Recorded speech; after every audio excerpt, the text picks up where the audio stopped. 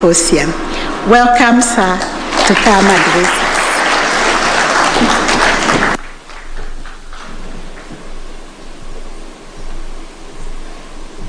Please, let's take our seats.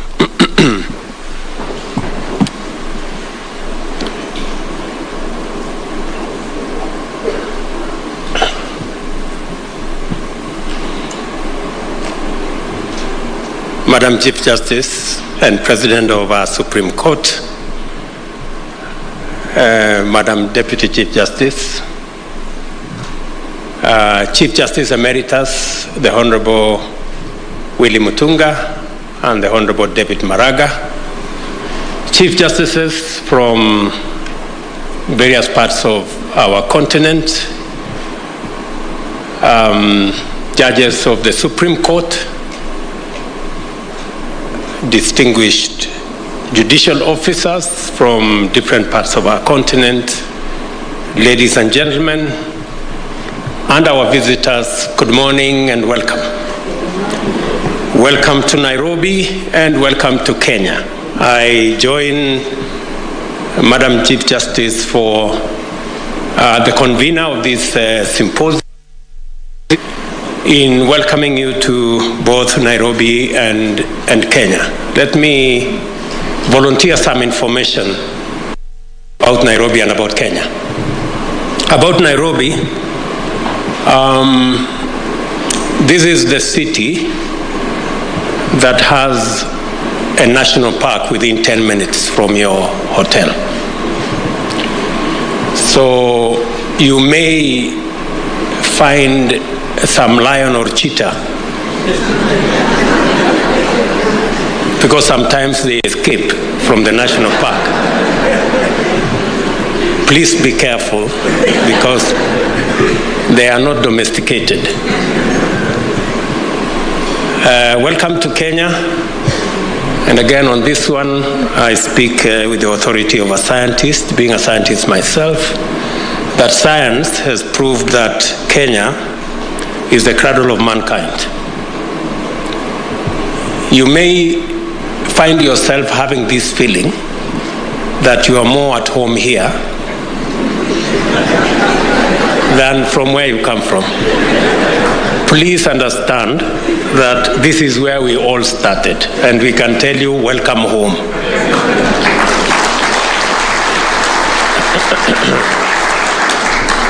And it is inspiring to be here to witness Africa's judicial leadership as you mobilize your judicial authority, intellectual power, and moral commitment to intervene in our generation's defining struggle. I am highly encouraged to note the depth of thought in your appreciation of the existential magnitude of climate change and of the imperative for urgent action by all stakeholders anchored on common. Although climate change is a universal existential threat, there is good reason for Africa's institutions and leadership to drive the agenda of mitigating its effects and eliminating the human activity that is driving it. The first reason is the fact that Africa is by far the least polluting continent, yet it is by far the most adversely affected by climate change. The entirety of industrial and economic activity from all of the continent's economies contributes less than 5% of the global greenhouse gas emissions.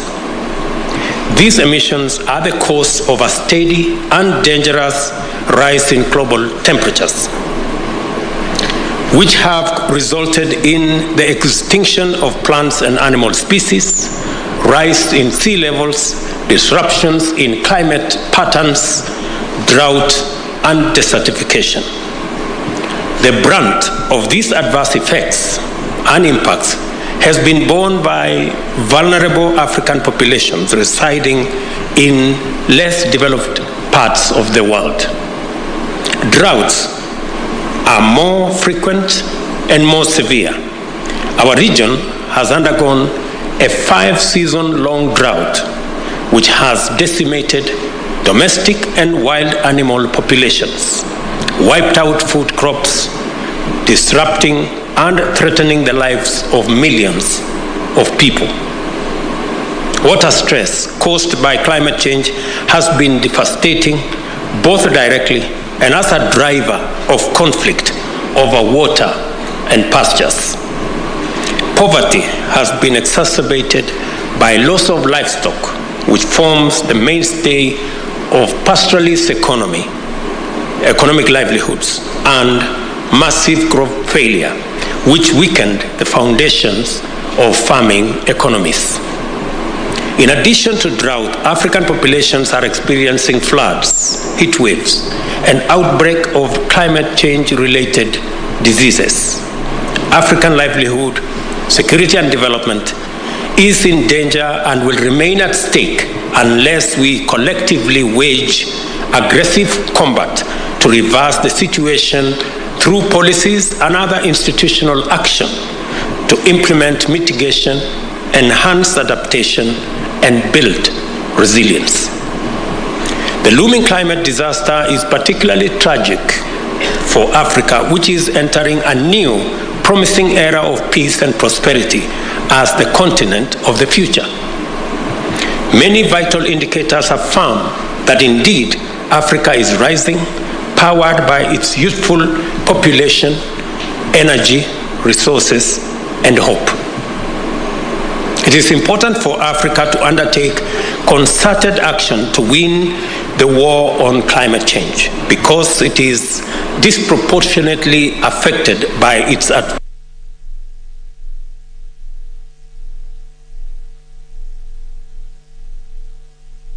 institute structural change. The institutional configurations and economic resets emanating from this structural change will install Africa not only as a continent of the future, but as the world's green economic superpower. Africa is abundantly endowed with all the resources required to power green industrialization. Our clean and green power potential is incomparable. Just to give you indications, 92% of our grid in Kenya is clean and green. It is the case in many other African countries, and the potential to make it the case in many African nations is real and is possible. Our clean and green power potential, as I said, is immense. Hydro, geothermal, wind, and solar power potential is super abundant.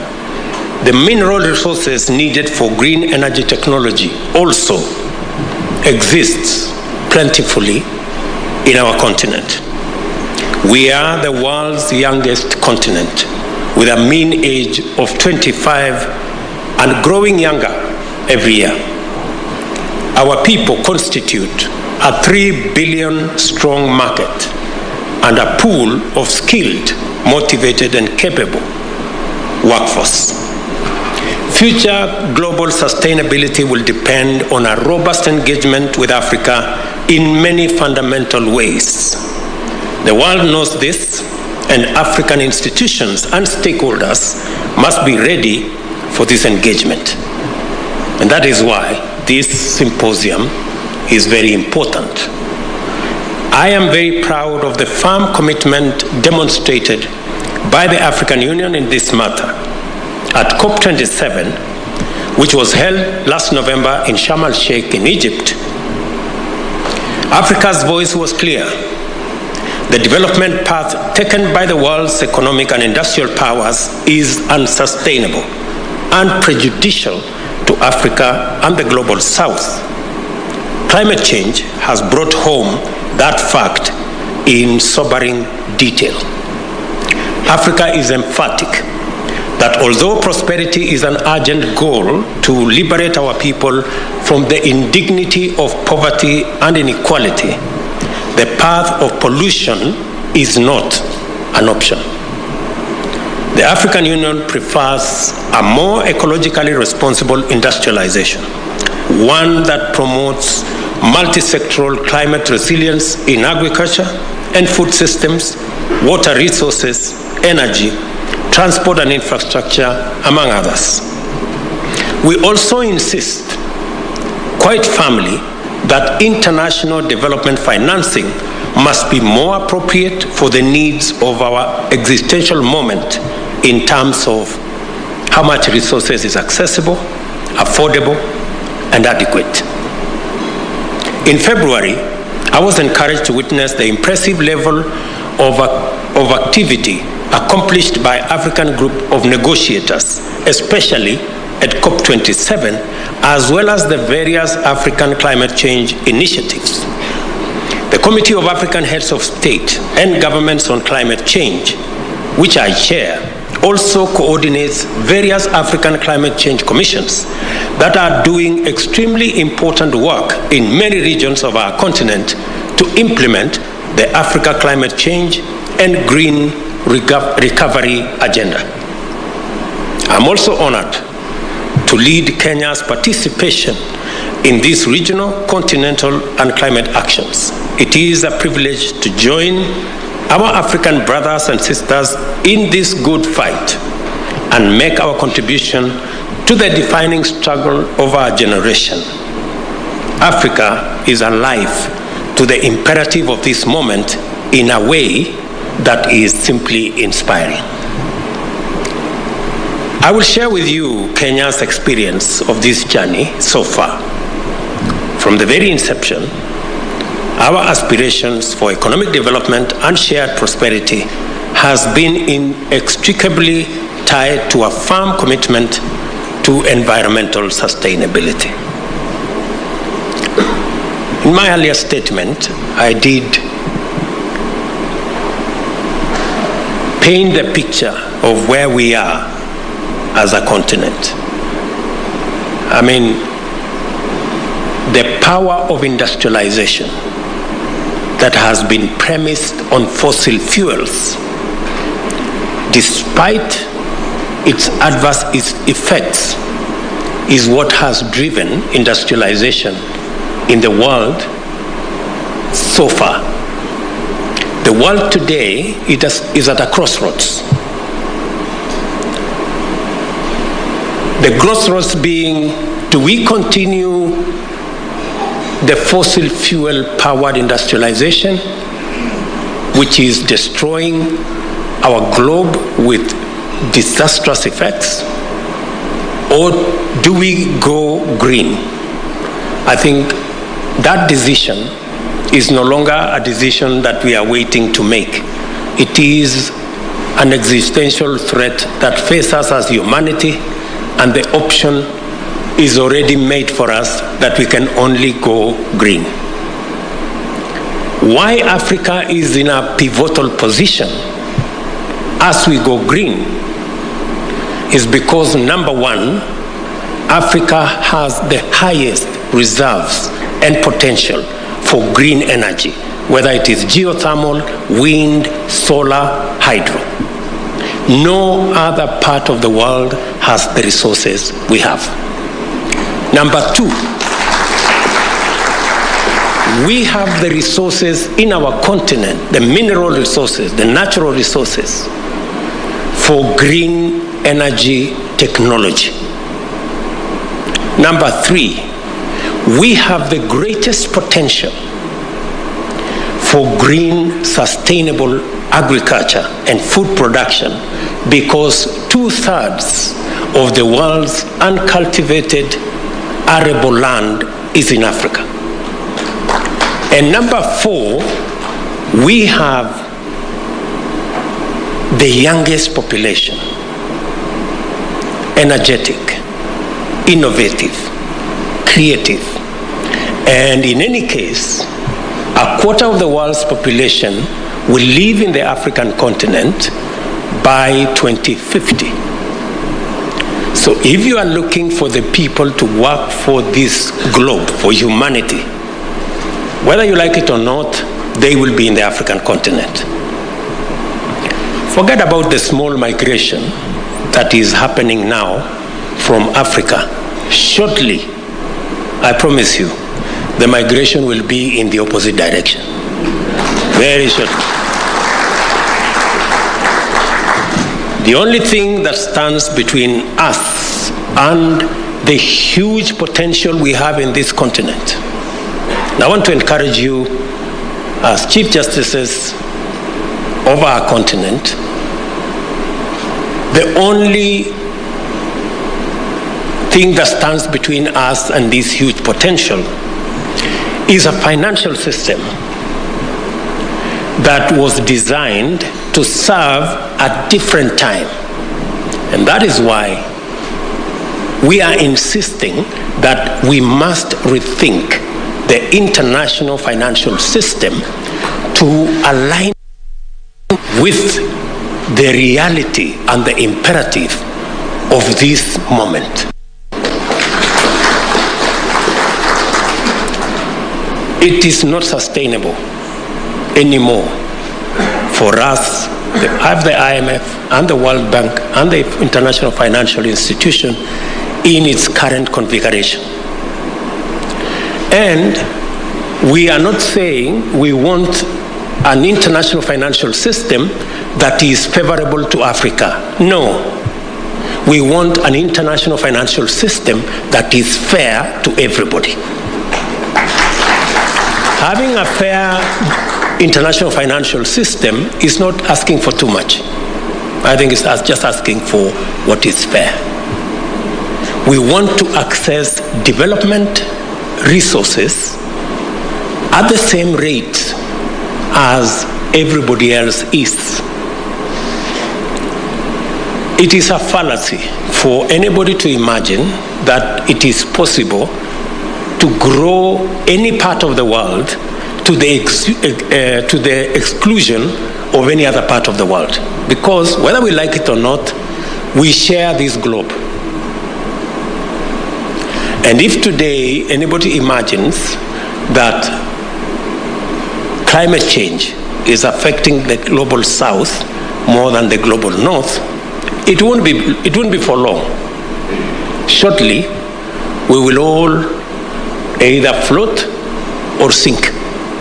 So the sooner we have a fair international financial system that makes it possible for us as humanity to exploit all the resources available to us in a sustainable manner, the better for all of us as humanity.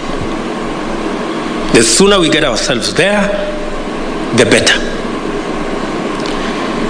As a continent, we want to have a conversation that is balanced. Even as we demand for a fair international financial system, Africa will be coming to the table with our assets. We will not be coming to the table in any other manner. We will come to the table with our assets.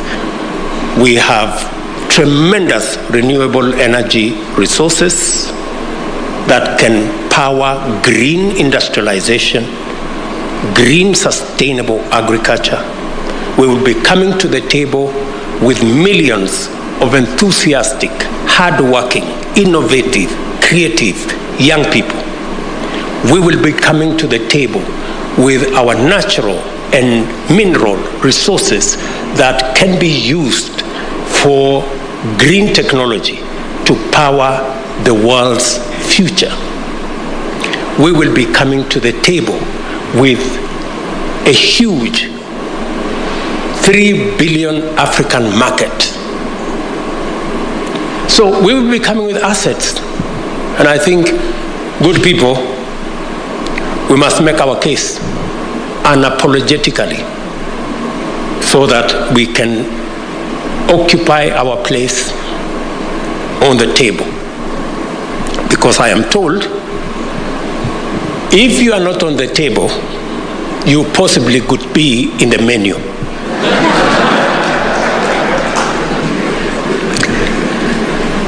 The commitment by the people of Kenya goes further and deeper.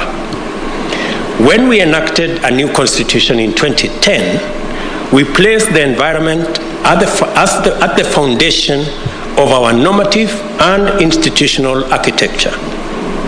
The fourth paragraph of our Constitution's preamble states that our respect for the environment and determination to sustain it was one of the motivating premises in enacting our Constitution.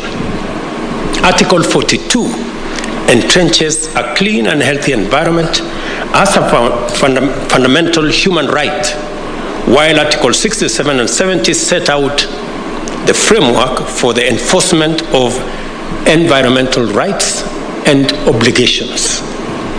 Once we enter the domain of rights and obligations, the respective mandates of the three arms of government automatically follow. Article 21, the state is required as a fundamental duty to take legislative, policy, and other measures required to actualize these rights.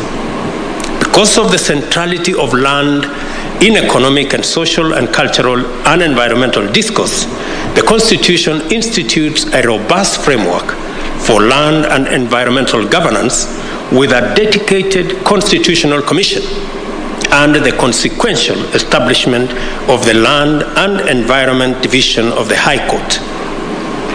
The court adjudicates matters related to land, including natural resources and environmental sustainability. As a matter of national policy, Kenya has been involved in environmental diplomacy since the early years of our republic.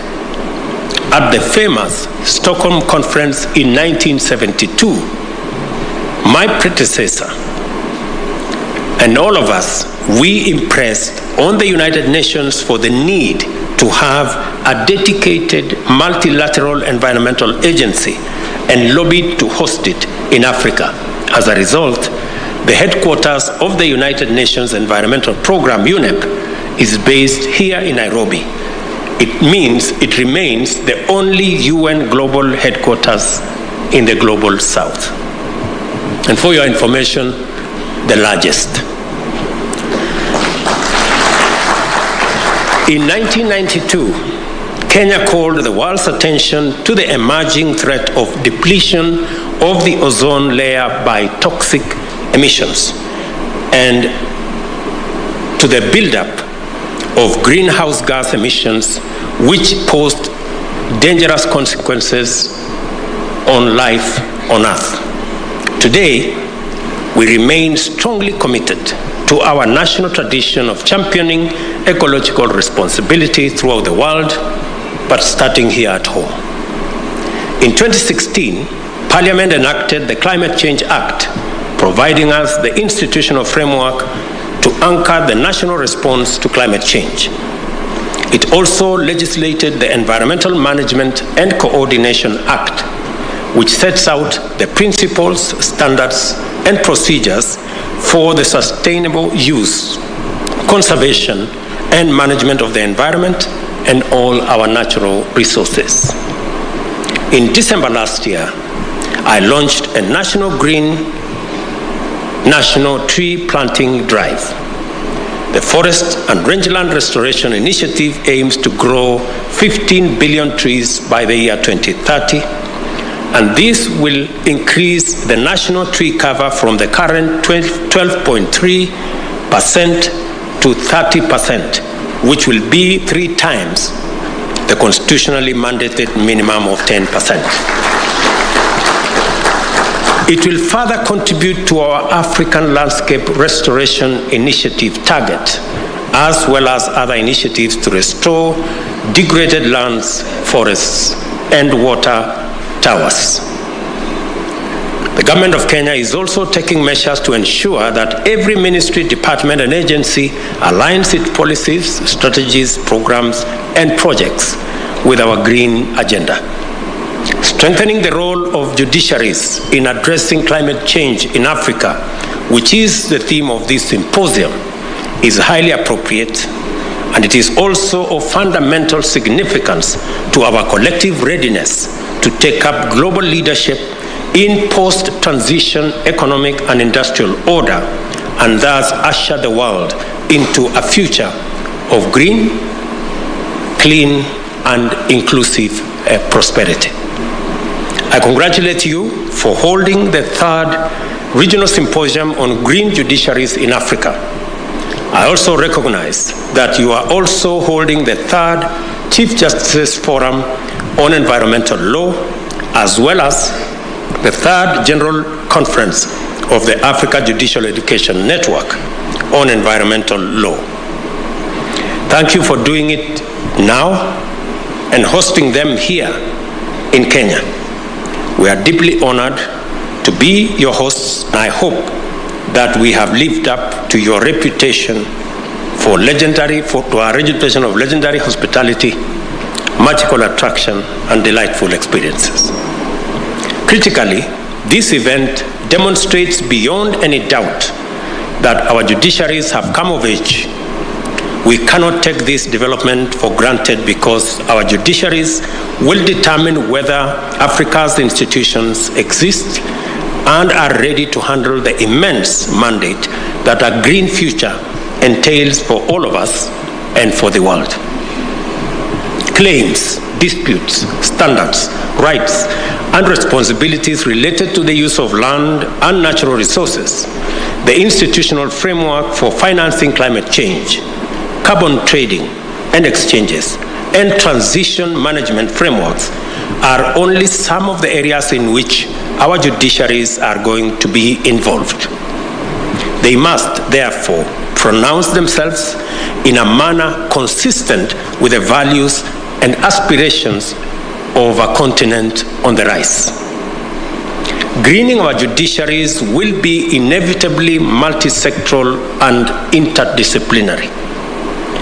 Beyond local and international human rights, constitutional environment, trade, and economic law, our judiciaries must be exposed to diverse fields such as ecology, economics, agriculture, food systems, trade and finance, carbon markets, energy, and infrastructure, just to mention a few. To fully play your part in arbitrating and auditing Africa's aspirations to lead a new industrial revolution, our judiciaries will have to collaborate across the length and breadth of our continent, engage with diverse knowledge domains, and interact with numerous sectors. They should also formulate a unified understanding of sustainability as the guarantor of prosperity, peace and security, ecological integrity, and human well-being. Your decisions will matter a great deal. They will shape climate governance and enhance environmental justice by promoting accountability for environmental harm and facilitating collective action by all stakeholders. A few days ago, the UN General Assembly passed a resolution that the International Court of Justice renders an opinion obligating the world's biggest emitters to take responsibility for their actions. I equally challenge our judiciary to be creative and imaginative and develop jurisprudence that will enhance climate action based on the polluter pays principle.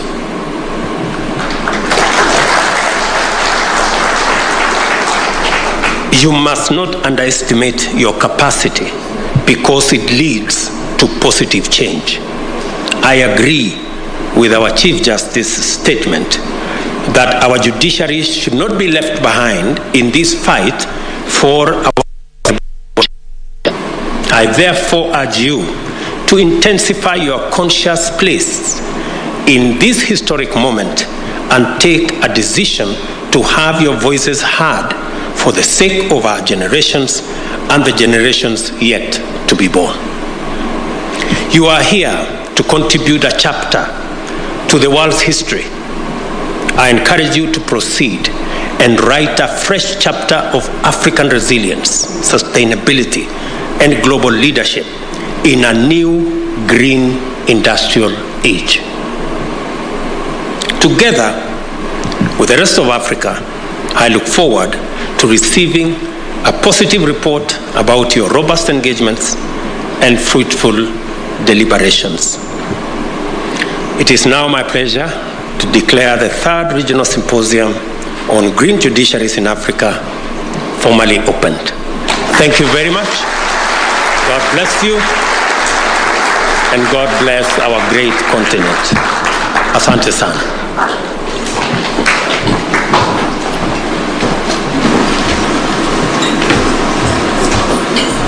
Can we just have one more warm applause for our President, Your Excellency? Thank you for those wonderful words. We only have 2 things we'd like to do. That was His Excellency, the President, Dr. William Ruto, speaking at the Safari Park Hotel, and this is at the 3rd Regional Symposium on greening judiciaries in Africa.